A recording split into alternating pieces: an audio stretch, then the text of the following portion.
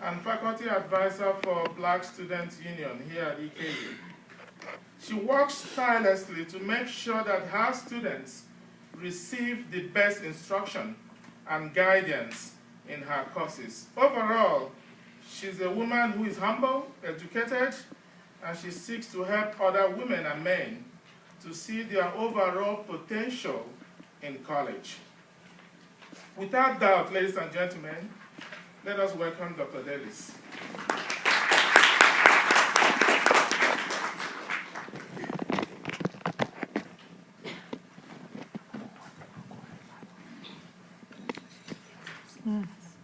See your heels.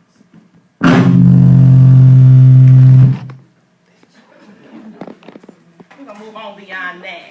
Good afternoon, everybody. Good afternoon. I think I got everybody. Good afternoon, everybody. Good afternoon. We're going to go ahead and get started. First of all, thank you for coming to this particular session on challenges on being an African-American female in STEM. What I will do is do the very best that I can to describe my personal experience in STEM. Okay? I am an employee here at Eastern, and this is my first full-time job. So most of my experience has come from here. So I'll start with how I even ended up in mathematics in the first place. There was a time when my parents lived in a predominantly African-American community called Benton Harbor, Michigan. During that time, I was ahead in mathematics, and I thought I was ahead of class. Well, as it turns out, the tide changed, and my parents decided to move to a predominantly Caucasian area. And when we started school and did testing, we later found out I was 2 years behind in math. First. 2 years behind. So I went home and I told my parents I'm going to do the best I can in this math class. Everything else turned out fine, but math. The first exam, I received a D. I was terrified. So I said, I'll try it again. The second time, I got a C. Well, I grew up in a home where I have a minister for a father, an accountant for a mother. So I went to the minister side of the family. I said, well, Dad, I'm having some issues in math. I have no idea what to do in this new environment. Because now I am the only African-American child that's being dropped off that actually lives in this community. What do I do? My father, being the military man as well, he said, here's what we're going to do. Now here's what we might do. Here's what we're going to do. Every morning I'm going to wake you up at 6 o'clock in the morning. You will get up. Not you might. You will. So knowing my dad's voice and how he projects, he is not an alarm clock. He can say, Antoinette, I need you to wake up from his room, and I can hear him. And I will get up. So every day, for the full semester, I got up at 6 o'clock in the morning because my father said so. Because my father said so. I got up, I got dressed, and my dad dropped me off early from school. I was the kid that got laughed at because all the other kids who were bussed in were still on the bus, and I was in school. So for 30 minutes, every single day, I spent time in tutoring. From 7 to 7:30 a.m., when everybody else is still resting or on the bus, I'm in tutoring. By the end of that semester, I was able to bring my grade up to a C. My father said, okay, no problem. We have this summer. You can practice. And in the fall, we're going to do it all over again. I said, but Dad, I've made it up from a D to a C. He said, oh, no, not in this house. Fall semester comes around. We do the whole thing all over again. 6 o'clock in the morning. Antoinette, are you up? Dad, I'm up. No attitude. By the end of that semester, I brought my grade up to a B. How did that happen? Every day after school, I had to learn how to turn off the TV. You see, I was a kid that watched Degrassi. So every day after school, I wanted to watch Degrassi because that was where the future Drake was. And I wanted to watch him. Well, as it turns out, pre-recorded television came along, so I could watch that later. I spent more and more time with math. I spent more and more time analyzing how to do math in more than one way. When I came up in high school, there was one way to do it. And I said, wait a minute, there's got to be another way to do this. And there was. Now, How did I get here? How did I get here? Those strategies that my father instilled in me helped me to get an associate's degree, a bachelor's degree, a master's degree, and of course, a doctorate degree. How did that happen? Persistence. Persistence. Because each of those degrees took place in different states. So persistence and scholarship. If you want to be the best, you have to study like the best. Therein starts today's presentation. I have been quite active on Twitter lately, and I am the most elated when higher ups, or as my pastor would say, important people, find me on Twitter. As it turns out, Dr. Michael Lomax found me on Twitter.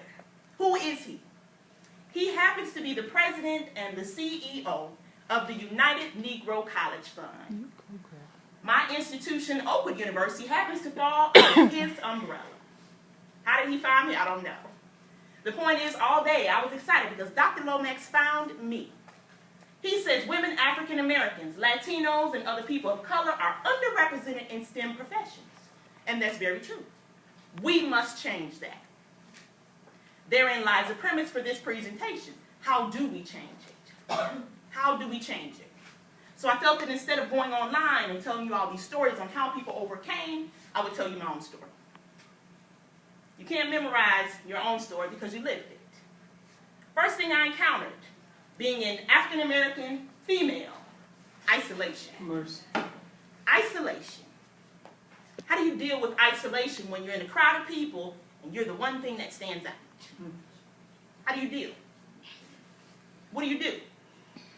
Ready-made cliques. You're coming into an environment that already has ready-made friends. They have lunch partners. They have groups where their kids play together.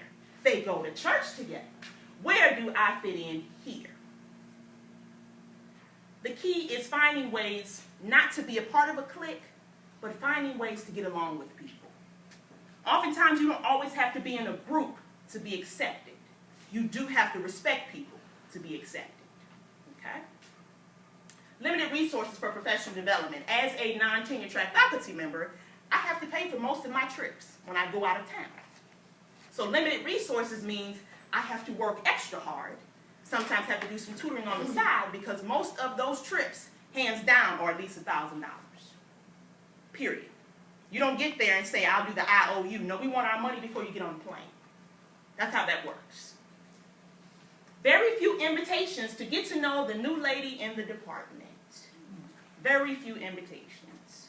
I read an article recently on an Ivy Tech professor who said, why is it that mostly predominantly Caucasian institutions do not have diverse faculty? Her conclusion, we don't want them. We don't want them. How do we change that? We get some more people to welcome in new people. That way they can welcome in other new people. We find ways to come out of that box that we live in. And we say, I'm going to get to know her. I'm going to get to know him. I'm going to come outside of how I was raised and do the human thing, which is to get to know that person. Challenge number 2. You notice teamwork is over there. That is the goal when you join any academic institution. Learning teamwork. How do you find ways to do research together? Do you even do research in your entire department, or do you reach out? Reaching outside of the department for collaborators on research. How do you feel when you're in a department and you want to do research and you have this big idea, but you're the only one that wants to do it? Reaching outside of the department for collaborations has been quite helpful to me. Why? Because reaching outside has told me about some conferences that I never knew about. I never knew about the Hawaii Conference. I never knew about the Society of Instructional Technology and Teacher Aid. I never knew about Kentucky Association of Blacks in Higher Ed. Never knew about it until I reached out. These are the conferences that I've had the opportunity to attend. Some of them I've had to pay for with my very own money. However, they are in very nice locations, such as Las Vegas and Hawaii, so who wouldn't want to pay for that? Colleagues in other departments. I made it my personal business in my idea of isolation to start getting to know the people on my floor, on the other floors, in the other departments. I got a chance to know the special ed people. They were the ones who told me about technology in the classroom, how to use it and do it effectively. Nearpod being my good friend. You have to reach outside to learn more about you. Why? Because you don't fit in a box. This is a university and we all share this university.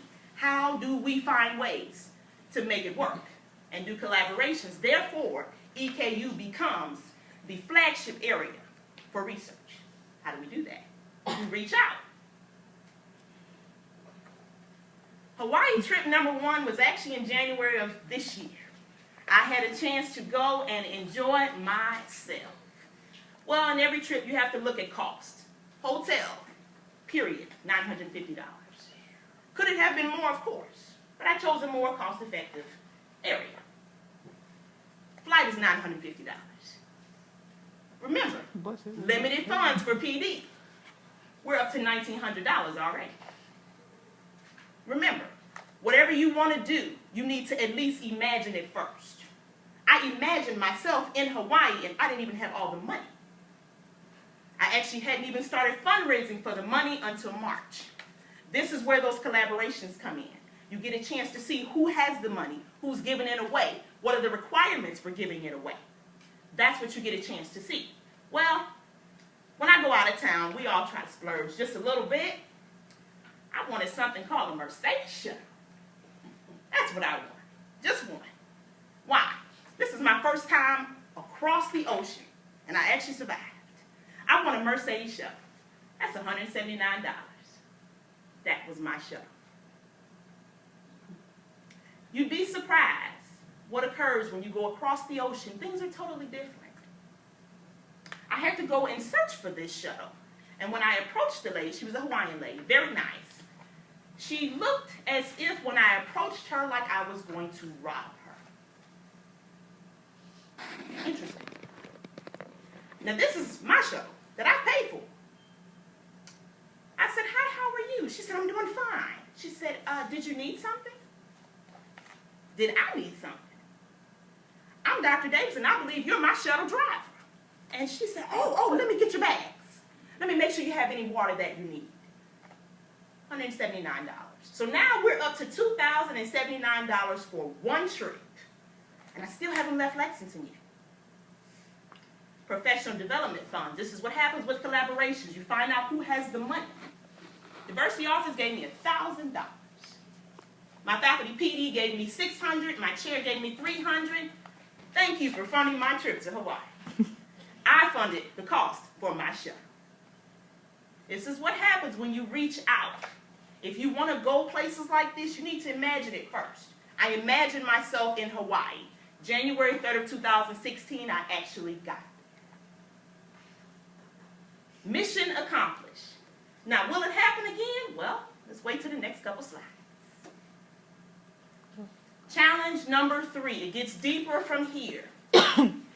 Finding the word incompetent on my first year evaluation. First. Okay? That's a strong word. Okay? If you really want to stick a person, you use that word. Person. If you really want to stick a person, you use the word incompetent. Why? Because that will lead them to believe, am I really good enough to be in this position? This position.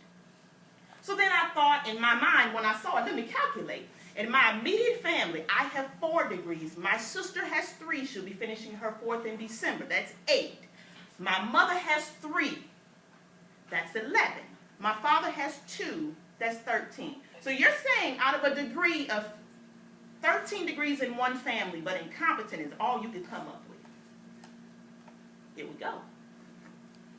How did I feel? I actually cried when I saw it.